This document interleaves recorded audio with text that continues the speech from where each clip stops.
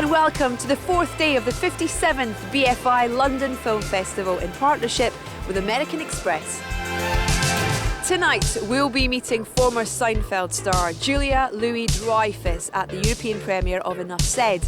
But first, we caught up with director Anthony Wilcox at the premiere of Hello, Carter. It's a witty, warm and effortlessly charming take on the rom-com, and it debuts in the festival's laugh category.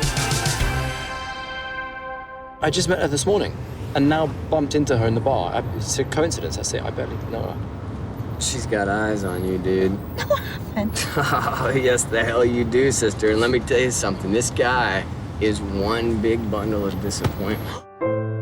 You don't often get the chance to premiere your film at the London Film Festival. Congratulations. Thank you very much. It's unbelievably exciting. Yeah, it really is, yeah. I mean, this is my home festival. It's the first festival I ever came to, and the film's very much a kind of love letter to London. So it was, it was the one festival that we really hope we get a chance to show at.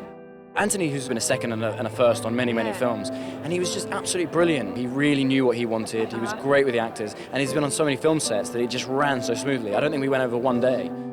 It was lovely not to cry. It was lovely to do something where I didn't bawl my eyes out, where I had a bit of makeup on. I got to wear a really lovely outfit. It never happens. The festival is so exciting. We still have this such exciting independent scene and we need to support it. And it can't only be about gloss, it's got to be about the little stuff as well. And this festival celebrates both of those, which is so important. Enough Said is an amusing and emotionally astute midlife romantic comedy. It also features one of the last performances from the late James Gandolfini. He's kind of flabby and middle-aged. You're wearing your pajamas? I like to be comfortable. But I can see your penis. what? Oh my God. But he's sexy to me. You want a kiss? Yeah. I want to ask, was this an easy script to write, first of all? No, actually, it wasn't an easy script. This script had, the kind of hook in it and some calamity stuff going on, and finding the right tone for that and making it still feel like a very real movie and that the people are real. That was a challenge for me. When you watch this film, it feels like and sounds like it's conversations that you're having. It's not a script. That's kind of what it feels like. Oh, good. That's a tremendous compliment. Thank you. I'm glad. There's some very comedic material in the movie, but there's also some very dramatic stuff in the movie as well. And going sort of back and forth between the two, you have to have just the right tone. I think we did it. When you have somebody as good as the both of them are, I want to hear what they have to say. I want to hear what they think is stupid. And if they, want to add a line, which they did plenty of times, and they're in the movie all over the place, and they definitely improved it. Jim Gandolfini and I became very close in the making of this picture. I'm really sad that he's not here with us at this very moment. But having said that, I'm thrilled that people are going to be able to see this performance because it's actually very close to who he was as a person. And his capabilities as an actor were just limitless.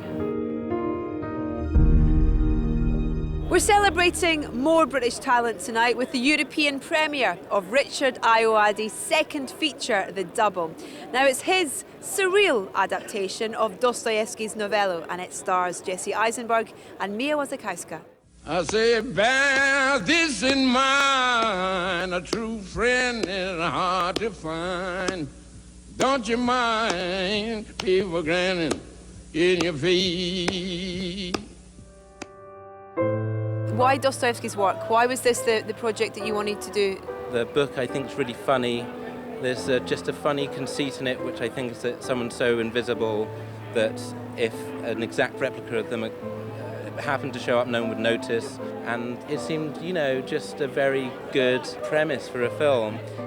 The movie is so dissimilar because it takes place in this very different world. The thing that it does have that's similar is this kind of paranoid sense of humor that's specific to Dostoyevsky's work. The two characters are kind of two parts of the same person. One is like extremely feeble and the other one is extremely, arrogant. So they couldn't really exist on their own. He's just one of those actors who can do anything, who I think is misperceived because he's so natural as that he's being himself, but he's just so good. It's absolutely wonderful to be able to be a part of something that Richard's doing again, and obviously it's a huge honour. I feel so proud. Do you think people will be surprised that this is Richard's follow-up to Submarine? I think so. Yeah, it's a different tone, but I think good directors should test out different genres, and that's what he's doing. He's very clever. As the festival continues, check out even more coverage on the brand new BFI player. See you tomorrow.